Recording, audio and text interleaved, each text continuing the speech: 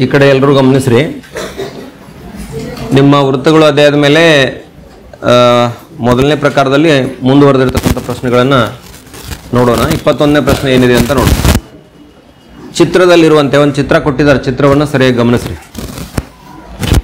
ಓ ಕೇಂದ್ರವಿರುವ ವೃತ್ತದಲ್ಲಿ, ಓ ಕೇಂದ್ರದ A C ವ್ಯಾಸದ, ಎ ಸಿ ಏನಾಗಿದೆ? ವ್ಯಾಸವಾಗಿದೆ. ಎ ಸಿ ಬಿ 50 ಅದ. ಎ ಸಿ ಬಿ ಎಷ್ಟದ? 50 ಡಿಗ್ರಿ ಅದ. ಎ ಸಿ ಬಿ 50 ಅದ. ಆದರೆ ಬಿ ಎ ಸಿ ಅಳತೆಯನ್ನು ಕಂಡುಹಿಡಿಯಿರಿ. ಬಿ ಎ ಸಿಯ ಅಳತೆಯನ್ನು ಕಂಡುಹಿಡಿಯಿರಿ. ಬಿ ಎ ಸಿ ಎಷ್ಟಿರಬೇಕು ಅನ್ನೋದು ನಮ್ಮ ಪ್ರಶ್ನೆ ಇದೆ. ಇದು ವ್ಯಾಸ ಅದ. ನಿಮಗೆ ಇಲ್ಲಿ ಒಂದು ಮೂಲ ಮಾಹಿತಿ ಗೊತ್ತಬೇಕು. ಕೋನ ಸಿ ಬಿ ಎ ಅಥವಾ ಎ ಬಿ ಸಿ ಇದು ಅರ್ಧ ವೃತ್ತಖಂಡದಲ್ಲಿನ ಕೋನ. 9th ಸ್ಟ್ಯಾಂಡರ್ಡ್ ಓದಿದ್ರಿಂದ ಅರ್ಧ ವೃತ್ತದ ಖಂಡದಲ್ಲಿನ ಕೋನವು ಲಂಬ ಕೋನವಾಗಿರ್ಬೋದು. ಇಲ್ಲಿದು ವ್ಯಾಸ ಇತ್ತಂದ್ರೆ ಅಷ್ಟೇ. ನೀವು ಹಿಂಗೆ ಎಲ್ಲೇ ಬಿ ಎಲ್ಲೇ ಇರಲದ, ವೃತ್ತದ ಮೇಲೆ ಎಲ್ಲೇ ಇರಲಿ, ಪಿ ಇರಲಿ, ಬಿ ಇರಲಿ, ಎಕ್ಸ್ ಇರಲಿ, ಯಾವುದೇ ಇರಲದು, ಅರ್ಧ ವೃತ್ತಖಂಡದಲ್ಲಿನ ಕೋನ ಯಾವತ್ತು ಏನಾಗಿರ್ತೈತಿ? 90 ಡಿಗ್ರಿ ಆಗುತ್ತೆ. ಈಗ ನಿಮಗೆ ಈ ತ್ರಿಭುಜದೊಳಗೆ, ಯಾವ ತ್ರಿಭುಜದೊಳಗೆ? ಎ ಬಿ ಸಿ ತ್ರಿಭುಜದೊಳಗೆ 2 ಕೋನ ಗೊತ್ತಾದಂದ್ರೆ 3ನೇದು ಆಟೋಮೆಟಿಕಲಿ ಕಂಡುಹಿಡಿಯಕ್ಕೆ ಬಂದೇ ಬರ್ತದೆ. ಬರೀರಿ ಅದನ್ನ. ಎ ಬಿ ಸಿ ಎಷ್ಟು? 90 ಡಿಗ್ರಿ. ಇದೊಂದು ಪೂರ್ವ ಮಾಹಿತಿ. ಕಾರಣ ಏನು? ಅರ್ಧ ವೃತ್ತಖಂಡದಲ್ಲಿನ ಕೋನ, ಅರ್ಧ ವೃತ್ತಖಂಡದಲ್ಲಿನ ಕೋನ, ಅರ್ಧ ವೃತ್ತಖಂಡದಲ್ಲಿನ ಕೋನದ ಬೆಲೆ ಎಷ್ಟಾಗಿರ್ತದೆ? ಲಂಬ ಕೋನ ಆಗಿರ್ತದೆ ಅಥವಾ 90 ಡಿಗ್ರಿ ಆಗಿರ್ತದೆ ಅನ್ನೋದನ್ನ ಗಮನಿಸಿ.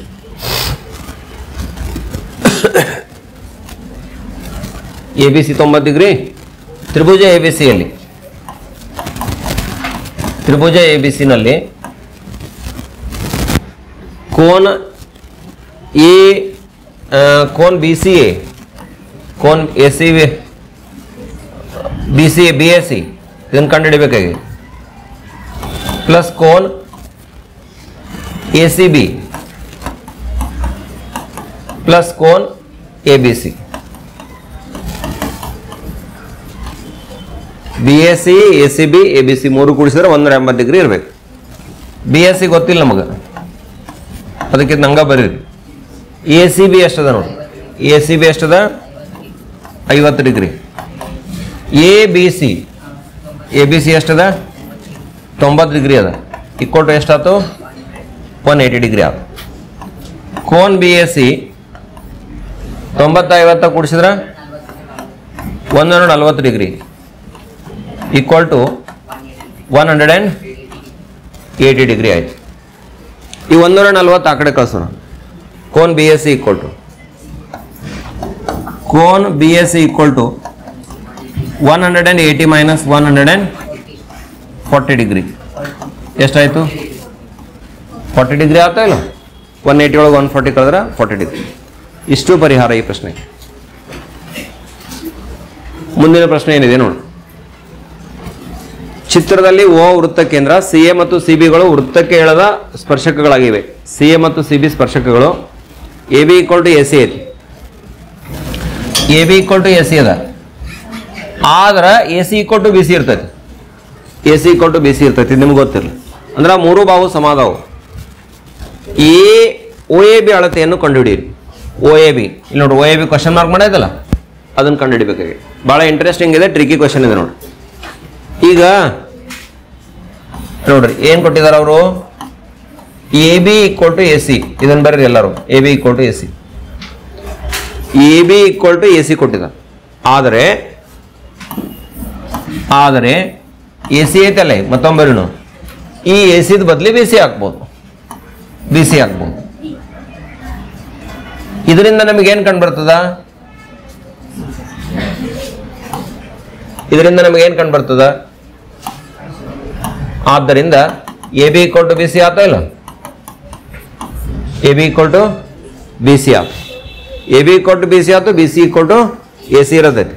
A B equal to B C equal to A C ಅಂದ್ರೆ ಇದರ ಅರ್ಥ ತ್ರಿಭುಜ ಎ ಬಿ ಸಿ ಯಾವ ಪ್ರಕಾರ ತ್ರಿಭುಜ?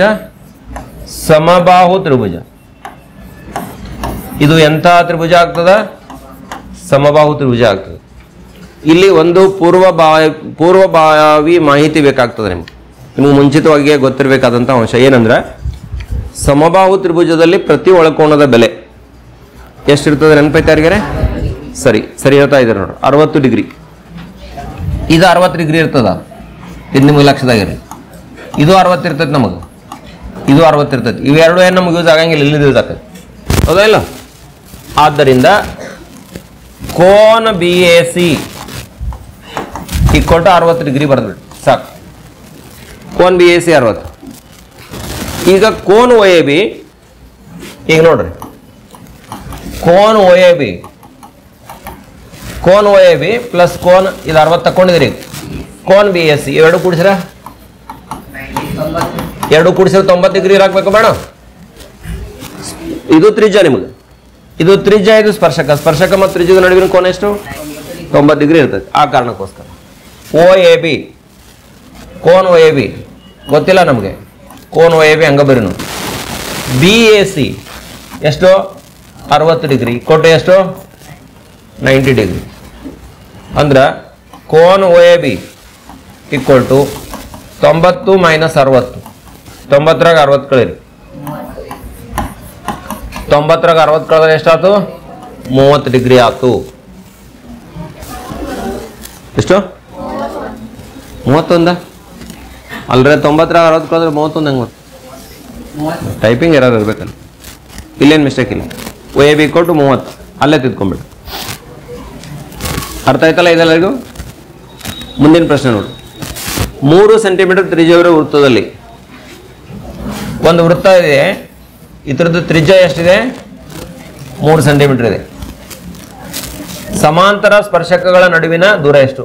ಇಲ್ಲೊಂದು ಸ್ಪರ್ಶಕ ಹೇಳಿನು, ಇದಕ್ಕೆ ಸಮಾಂತರ ಅಂದ್ರೆ ವ್ಯಾಸದ ಅಂತ್ಯ ಬಿಂದುವಿನಲ್ಲಿ ಅಳಿರ್ಬೇಕದನ್ನ.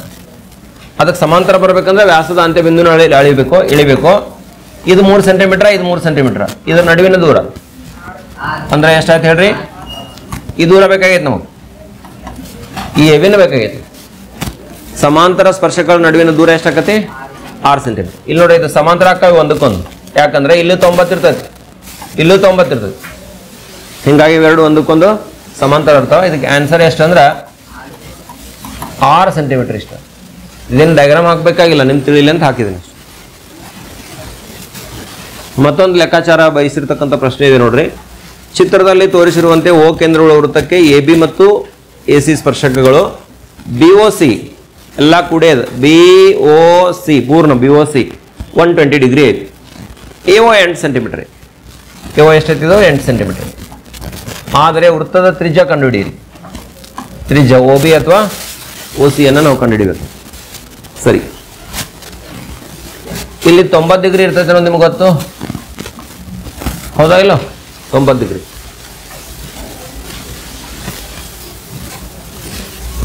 ಎವೋ ಒಂದಾಯ್ತು, ಮತ್ತೆ ಅವ್ರ ದತ್ತಾಂಶ ಐತಿ. ನಿಮ್ದು ಒಂಥರ ಕ್ವಶನ್ ಹೆಂಗೈತೆ ನೋಡ್ರಿ, ಹೆಂಗೈತೆನ?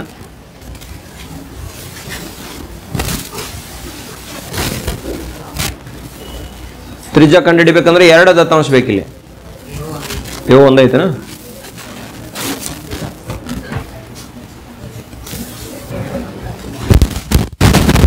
ನೋಡ್ರಿ, ಪ್ರಶ್ನೆಗೆ ಸಂಬಂಧಪಟ್ಟಂಗ ನನ್ನ ಪ್ರಕಾರ ಎವೋ 8 ಸೆಂಟಿಮೀಟರ್ ಕೊಟ್ಟಿದ್ದಾರೆ. ನಿಮ್ಗೆ ಒ ಬಿ ಕೇಳ್ತಾನ, ತ್ರಿಜ್ಯ ಒ ಬಿ ಕೇಳ್ತಾನ ಅಥವಾ ಒ ಸಿ ಕೇಳ್ತಾನಂದ್ರೆ ನನ್ನ ತಿಳುವಳಿಕೆ ಪ್ರಕಾರ ನಿಮ್ಗೆ ಇನ್ನೊಂದು ಮಾಹಿತಿ ಕೊಡ್ಬೇಕಿಲ್ಲಿ.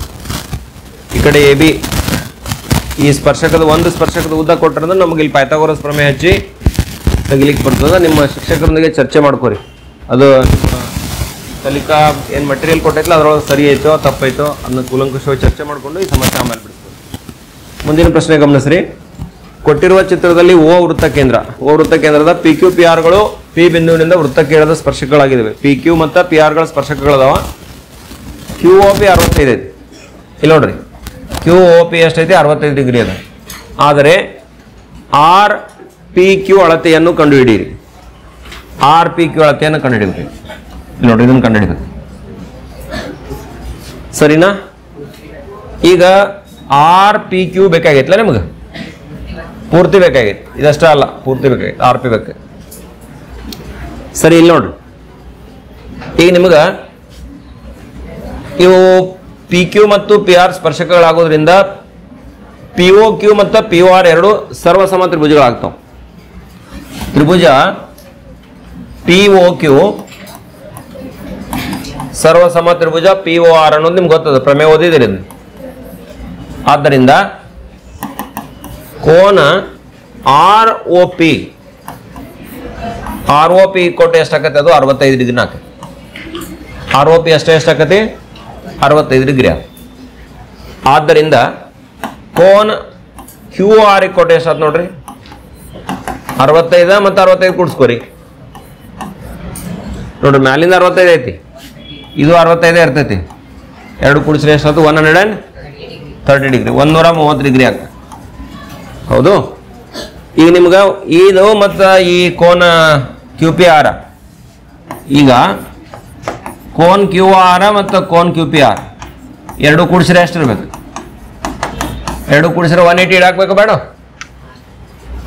ಈ ಕೇಂದ್ರದಾಗಿಂದ ಈ ಕೋನ ಮತ್ತು ಈ ಕೋನ ಎರಡು ಕೂಡಿಸ್ರೆ 180 ಇರ್ಬೇಕಿಲ್ಲ? ಈ ನಡುವಿನ ಲೈನ್ ಬಿಡ್ರಿ. ಈ ಪಿ ಒ ತಲೆಗಿಂದ ತೆಗೆದೋಗಿರಿ. ಇವೆರಡ ಈ ಕ್ಯೂ ಆರ್ ಮತ್ತು ಕ್ಯೂ ಪಿ ಆರ್ ಎರಡು ಕೂಡಿಸ್ರೆ ಎಷ್ಟಿರ್ಬೇಕು? 180 ಡಿಗ್ರಿ ಇರಬೇಕು. ಕ್ಯೂ ಒ ಆರ್ ಅಂದ್ರೆ ಈಗ ಲೆಕ್ಕ ಮಾಡಿದ್ರಿ 130 ಪ್ಲಸ್ ಕೋನ್ ಕ್ಯೂ ಪಿ ಆರ್ ಇಕ್ಕೊಟ್ಟು ಎಷ್ಟು? 180 ಡಿಗ್ರಿ. ಅಂದ್ರೆ ಕ್ಯೂ ಪಿ ಆರ್ ಇಕ್ಕೊಟ್ಟು ಎಷ್ಟಾಯ್ತು?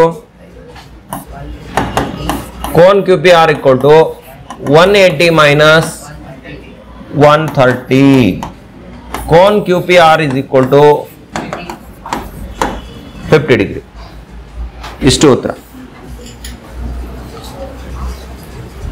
ಸರಿ, ಮತ್ತೊಂದು ಪ್ರಶ್ನೆ. A B equal to A C ಆದರೆ B Q equal to Q C ಎಂದು ಸಾಧಿಸಿ. ಎ ಬಿ ಈಕ್ವಲ್ ಟು ಏನದ? ಇಲ್ಲಿ ನೋಡ್ರಿ, ಇಲ್ಲಿ ವೃತ್ತಕ್ಕೆ ಒಳಗಿಂದೊಳಗೆ ಸ್ಪರ್ಶಿಸಿದವು. A B equal to A C ಅದ. A B equal to A C, A B equal to A C. ನಾವೇನು ಸಾಧಿಸಬೇಕಾಗೈತಿ? B Q equal to Q C. B Q ಎಲ್ಲಿ ಬಂತಿಲ್ಲಿ? ಕ್ಯೂ ಸಿ ಎಲ್ಲಿ ಐತಿ? ಇಲ್ಲೂ ಏನೋ ಟೈಪಿಂಗ್ ಎರರ್ ಐತಿ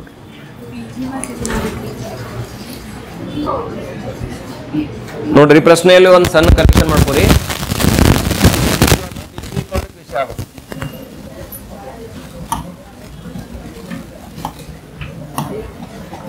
B P equal to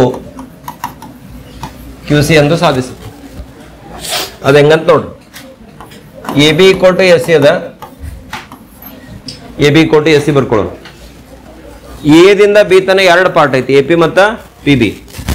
A P ಬರೀನ ಪ್ಲಸ್ ಪಿ ಬಿ ಬರೀನ. ಎ ದಿಂದ ಸಿ ವರೆಗೆ ಎರಡು ಪಾರ್ಟ್ ಅದ, A Q plus Q C ಬರೀ. A Q plus Q C. ಈಗ ಏನಾಗ್ತದ? ಎ ಪಿದ ಬದಲಿ ಇಲ್ಲಿ ನೋಡ್ರಿ, ಎ ಪಿ ಮತ್ತು ಎ ಕ್ಯೂ ಎರಡು ಸೇಮ್ ಇರ್ತಾವೆ. ಬಾಹ್ಯ ಬಿಂದುವಿನಿಂದ ಒಂದೇ ವೃತ್ತಕ್ಕೆ ಎದುರಿರ್ತಕ್ಕಂಥ ಸ್ಪರ್ಶಗಳು. ಈ ಎ ಪಿ ಬದಲಿ ನಾನು ಏನು ಮಾಡ್ತೀನಿ? ಎ ಕ್ಯೂ ಹಾಕ್ತೀನಿ.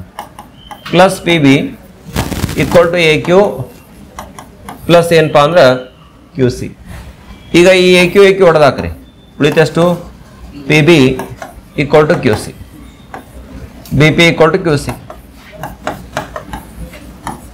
ಇಷ್ಟ ನೋಡಿ.